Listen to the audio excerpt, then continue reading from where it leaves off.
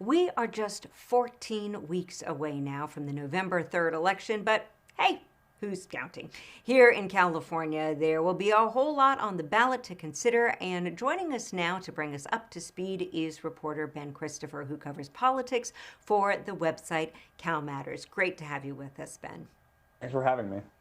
All right, so I actually had to do this. I don't know what compelled me, but I looked to see like when was the year that we had the most ballot measures on the ballot, and apparently that goes back to like 1914. We had 48 of them. So comparatively speaking, this year not so bad. We've got about 12. Can you remind us how these initiatives, only 12, a mere 12, how did they wind up on the ballot? How do these things get through?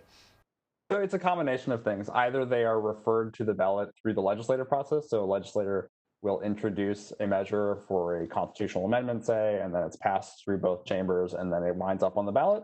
Or a special interest or a particularly rich person will try to fundraise an effort to get it on the ballot the old-fashioned way by getting signatures. And I'm sure back prior to COVID, you remember going to the supermarket and having people accost you to get signatures for these kinds of propositions, but it's either through the legislature or through initiative gathering, signature gathering, rather. But as you mentioned, this is the year of COVID. This is the year of massive protests. I think all of these things that have been working on for a while, now they're really important issues that we'll be weighing in on. And I want to start with one that we've talked about here on the show. This is Proposition 16. Will you remind us, Ben, what exactly this will do if it in fact is approved by our voters? Sure. So Proposition 16 would repeal California's current ban on affirmative action programs through public agencies.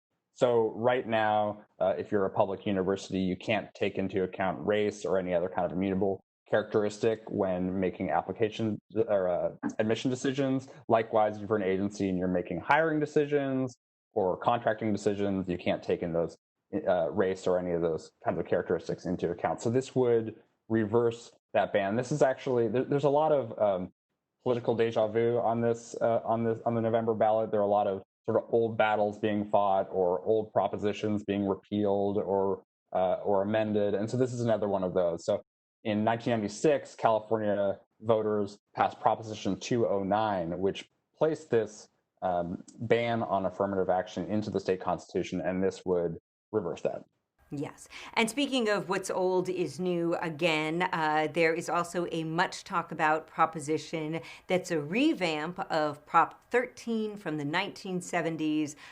Will you tell us a little bit about what is commonly known as the split roll tax? Sure. So you'll hear this called split roll or Proposition 15. So the quick summary here is that this would be a large property tax increase on large commercial property owners that would provide anywhere between $6.5 and $11.5 billion for local governments and schools.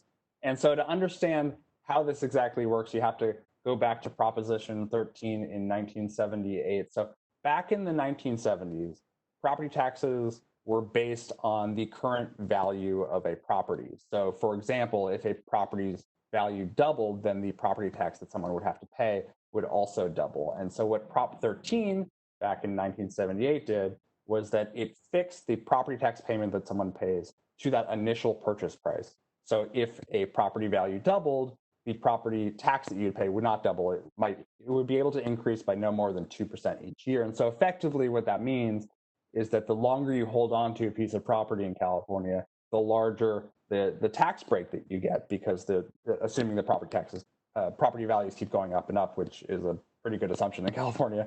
And so what Prop 15 would do in 2020 is it would take the property tax break that Prop 13 provides away from large commercial property owners. So if you're a homeowner, this wouldn't affect you directly in any way. But if you're a large commercial property owner, you would no longer have that property tax protection. You would have to pay property taxes based on the current market value of your property. And so this would affect large commercial property owners, particularly ones that have been holding on to their property for some time. So Disneyland, for example, it's a good example.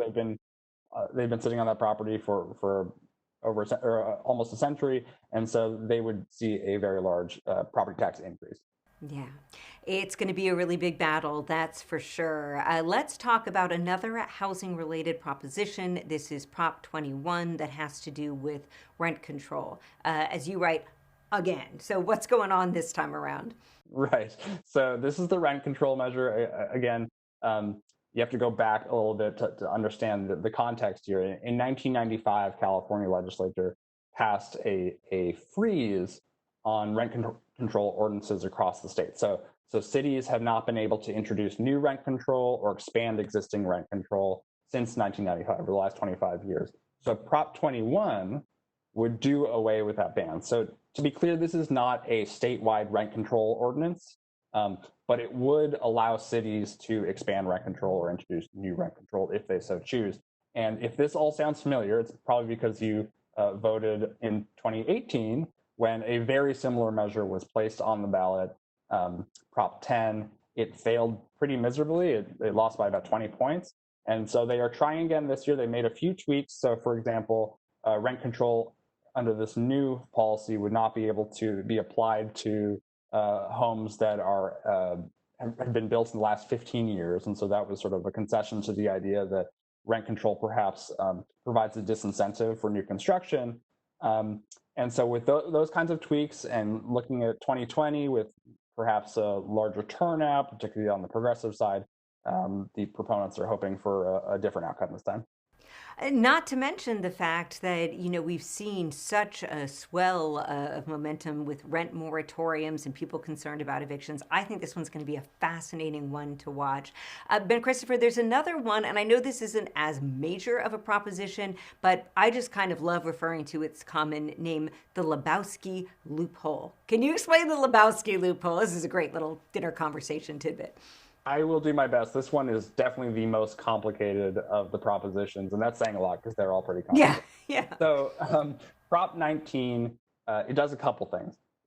One, referring again to Prop 13, it allows people who are over the age of 55 who are disabled or who are the victims of natural disaster to, when they move, take their property tax assessment with them when they move, or at least a portion of it.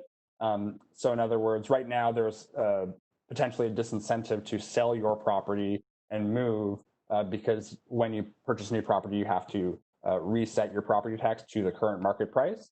And so this would allow a certain class of people to take their current property tax assessment with them when they move, even to a more valuable home. This again was on the ballot in 2018 under Prop 5. That also failed. And so as sort of a concession on the part of the supporters, who are the California realtors, to make it a little bit more politically palatable, they also closed what has been called the Lebowski loophole, which is a loophole that allows, or a tax break, if you like, that allows people who inherit property from their parents or grandparents to retain that low property tax value, even on rental property. And so this would eliminate that exemption for rental properties. And the reason you call it the Lebowski loophole is because a year ago there was a LA Times article that pointed out that the actor Jeff Bridges was actually benefiting from this provision of the California Constitution, basically paying very low property taxes on a rental property that he had inherited. Yeah, it's a lot to think about. We didn't even get to all the ballot measures, but hey, viewers, pour yourself a White Russian. You can read Ben Christopher's work on calmatters.org to get the full scoop. Thank you so much, Ben. Thank you so much.